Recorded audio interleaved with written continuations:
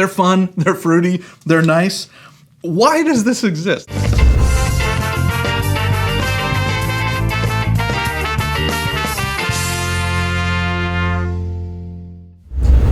Happy birthday, everybody. Welcome to Cerealsly, where we take cereals seriously. My name is Alex, and one day when I was living in Minnesota, I pulled into a gas station, pumped my gas, and also paid at the pump for a car wash. I pulled around the back of the gas station to the car wash entrance. I typed in the code for my receipt, and the car wash entrance lit up and the door opened just like usual. But instead of giving me the signal to drive forward through the automated machine, out from the car wash doors came an elderly Polish couple carrying a hose and a bucket. Without a word, they started hand washing my car. I'd never seen anything like this. It was so surprising to me that I was in shock and I let them do the whole car. It wasn't until after they were done and they were waving me away that I rolled down the window, I thanked them, and I talked to them for a bit. In fact, that's how I found out that they were a Polish couple. Unfortunately, it was such a weird situation that I didn't actually ask them any questions that would have helped me understand why they were working there, hand washing my car right in front of what I thought was a completely functional automated car wash. I had used it several times before. And I will never know the answer to that question because that gas station closed forever just a week later. Listen, if you're an elderly Polish couple that for only 1 week worked at the car wash behind the mobile station in Lino Lakes, Minnesota, I'd love to hear about it down in the comments.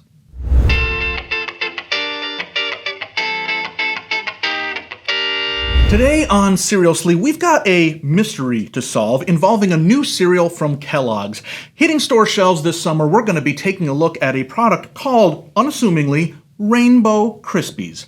Now, if you were with us 4 or 5 episodes back, I think, you saw me trying red, white, and blue Krispies, which are exactly what they sound like. Rice Krispies that have been dyed red, blue, and, well, plain. There was no white, just plain Rice Krispies. Now, as I mentioned in that episode, Kellogg's does this all the time nowadays with Rice Krispies. They love to dye it in different colors for different seasons and holidays so that you'll always have a fresh excuse to whip up some seasonally appropriate Rice Krispie treats.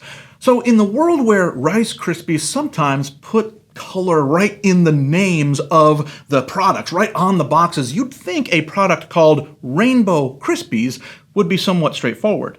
You'd think it was just a box of rainbow-dyed Rice Krispies. You'd think that, but you'd be dead wrong. These are something different, apparently, something more. It seems, in fact, that Kellogg's has something a little nefarious up their sleeves, calling a cereal Krispies, but actually attempting to move in on another beloved company's crisped rice cereal. Are the famous brothers Snap, Crackle, and Pop plotting a takeover? Are they the villains, after all? Well, here we have them, friends. Rainbow Krispies. Immediately, the plot should be apparent here. These are absolutely set up to be a competitor to Fruity Pebbles.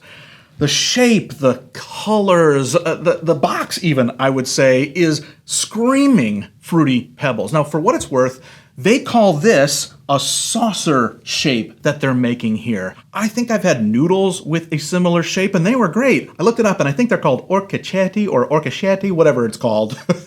Although, since I haven't opened these, I can't really understand if that's what they are. I also can't understand the scale here. These look to me like enormous. Are they enormous?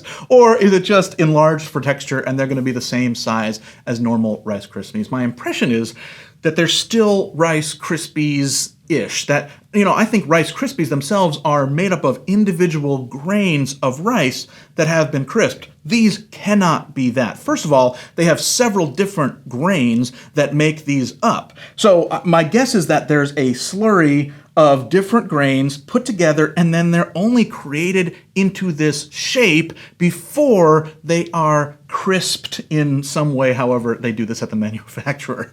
So these seem like they're rice and wheat and whatever else, oats that go into this, and I wonder how that will affect the taste. But remember, this cereal, just because it seems like it's gunning for Fruity Pebbles, doesn't necessarily have to be ill-intended. A rising tide lifts all cereals, right? Maybe even more direct competition in the Krispies or Pebbles world is healthy?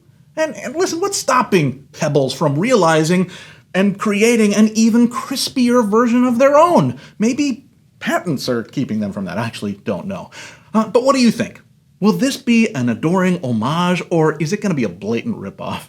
Will it be allowed to exist as Fruity Dino Bites from Maltomeal is?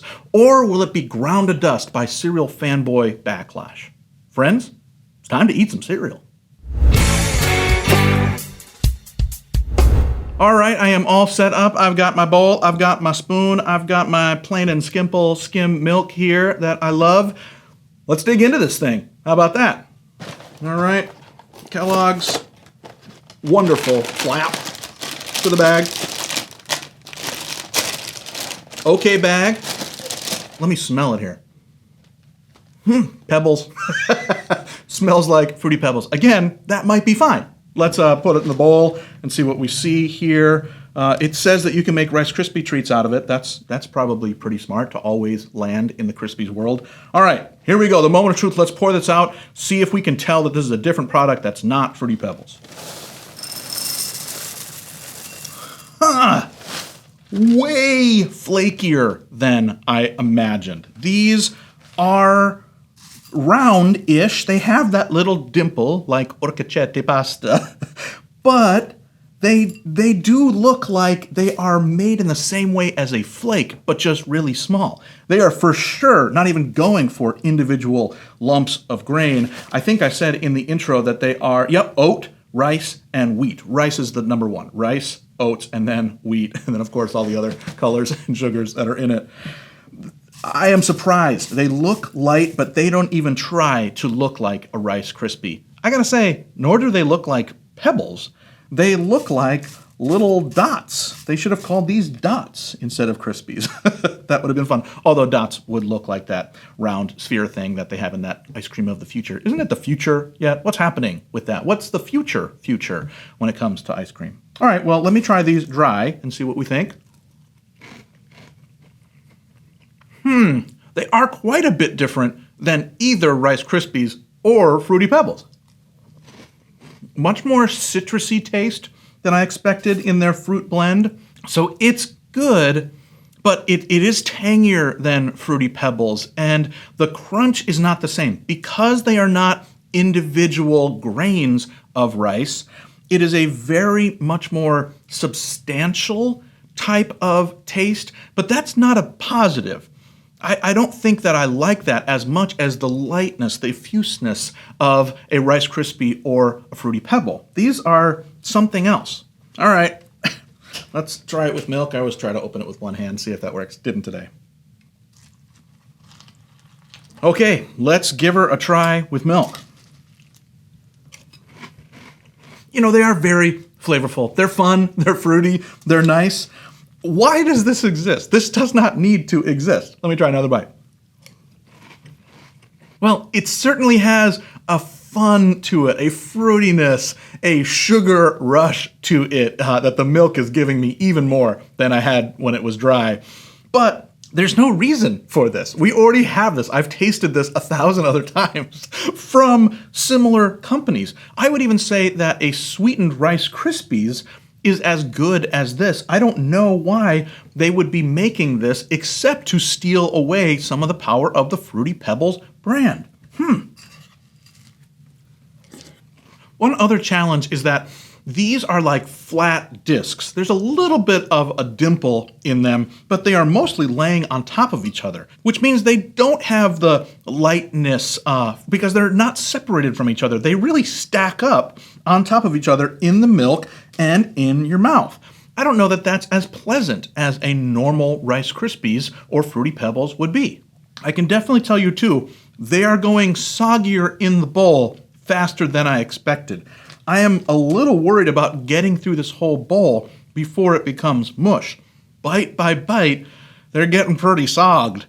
Okay, I'm ready to give this a rating. I am going to give this a solid 3. It is totally okay. You will enjoy it if you accidentally buy this thinking it's Fruity Pebbles. But just don't buy it. Buy Fruity Pebbles or buy normal Rice Krispies that you can make into Rice Krispie bars. I actually think if you made this into Rice Krispie treats, it would be too much. It's already so sweet, so fruity, that you wouldn't need to add marshmallow and butter to it to bring out a richness. It already is that. Make them out of normal Rice Krispies with a cool color that they have all the time. So, is this a success? Well, it's hurting no one. Well, I don't think it will be worrisome to the Pebbles universe because it's so nothing. So I think this is fine. Try this if you'd like, but a 3 rating is not something to be overly fussed to run out and go purchase. Well, that's what you call a short and sweet episode of Cerealsly. I got nothing much to say. We talked, we ate a little bit. I was actually a bit confused about why these exist, honestly. And now, I guess that's enough.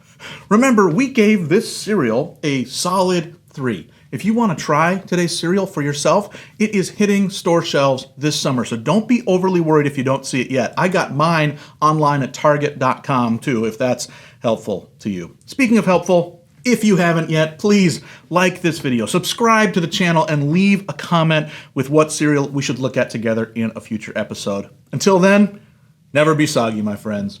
Bye-bye.